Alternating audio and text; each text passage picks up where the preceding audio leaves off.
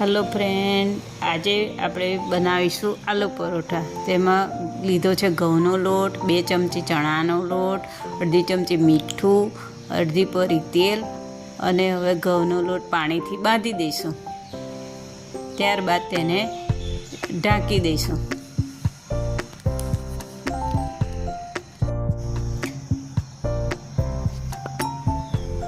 હવે આપણે બાફેલા બટાકા લઈશું।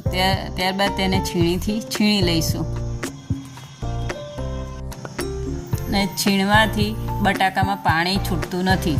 હવે આપણે 2 પરી તેલ લઈશું, તેમાં થોડીક રાઈ નાખીશું, હિંગ નાખીશું, ત્યારબાદ લીલા લીમડાના પાન નાખીશું, ત્યારબાદ ડુંગળી નાખીશું, થોડુંક હલાવીશું, ત્યારબાદ મીઠું નાખીશું ચપટી અને લીલું આદું, લસણ અને મરચાંની પેસ્ટ નાખીશું। 1 ચમચી હળદર નાખીશું અને તલ નાખીશું થોડાક। પછી ત્યારબાદ હલાવી અને ડુંગળીને સાતળી લઈશું।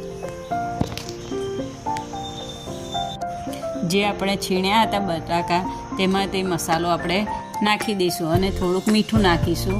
તો 2 ચમચી ચાટ મસાલો નાખીશું, 1 ચમચી કિચન કિંગ મસાલો નાખીશું, થોડુંક લાલ મરચું નાખીશું અને કોથમીરના પાન નાખીશું અને હવે મસાલો મિક્સ કરી દઈશું। બટાકાનું પૂરણ થઈ ગયું છે। હવે આપણે પરોઠા વણી લઈશું અને તૈયાર કરીશું। હવે તેને આવી રીતે વણી અને શેકી લઈશું।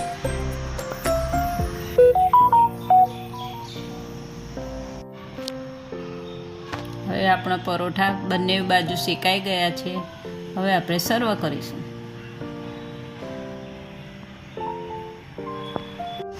હવે પરોઠા ઉપર થોડુંક અમૂલ બટર નાખી અને પીરસી દઈશું।